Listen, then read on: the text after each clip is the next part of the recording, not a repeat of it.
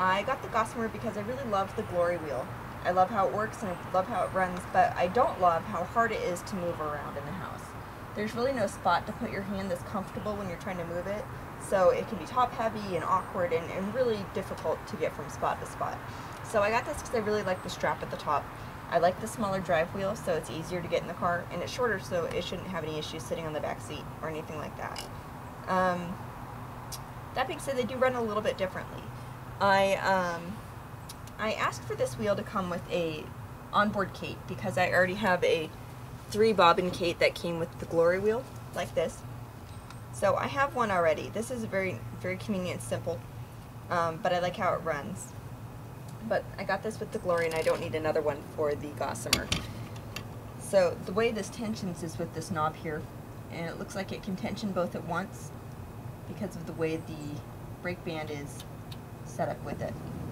That can also be removed if I want to take this post out for whatever reason. It comes with a orifice hook. That was a surprise. I did not know that was there before. I found it by accident on the glory wheel. This is how you tension the brake, just here. It comes with 2 standard bobbins and a standard flyer. The standard bobbins hold 4 ounces of yarn.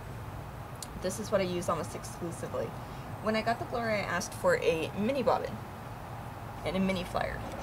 I spin a lot of lace weight, and it's nice to have a bobbin that reduces the pull a little bit so you can spin finer. And I've used this and I really like it.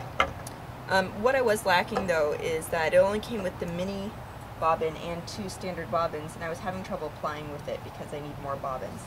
So I was happy to get the jumbo bobbin and the jumbo flyer that came with the Gossamer wheel also. This will hold 8 ounces, which is really convenient. The ratios are different on the wheels also. I like the more gradual step down of ratios on the Gossamer wheel, but it will not go as fast as the Golden Glory wheel. The ratios on the Gossamer are 6, 8, 11, and 17 if you go on this post here, like so. The ratios on the Glory, it's 7.5, 11.5, 17.5, and then 25. So it definitely will go a lot faster. I can see potential for this to be able to swap out the whole flyer head and maybe go with smaller ratios, faster ratios, so that the wheel can do much more. So I'm hoping that's something that comes out in the future. As far as the weight of the wheels, it's a heavy wheel for its size. This is a 14-pound wheel, and this is a 17.5-pound wheel.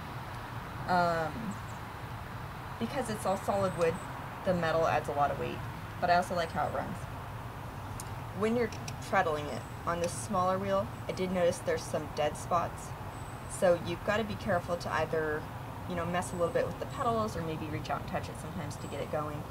It's not at all hard to keep going, but that's not something I experienced on the Golden Glory. It just goes. It goes and goes and goes. It's a little harder to get started, but once it's started, it pretty much spins itself. It's very, very easy to keep going. It's very difficult to stop, and I find I have to reach out and stop it and then wind all of my yarn all around and pin it so it doesn't fly everywhere. It will still go to where it pleases. This wheel tends to just stop, which is nice. On the flip side, it's not quite as easy to keep going and going and going. I find I'm continually treadling this with a little more effort. Both of them are very easy to treadle with one foot, no problems at all. A little bit easier on the smaller wheel, but not significantly. But if you've got physical limitations, maybe just that much easier, just a tiny touch easier would make a big difference to you. But I find it very effortless to spin on both wheels.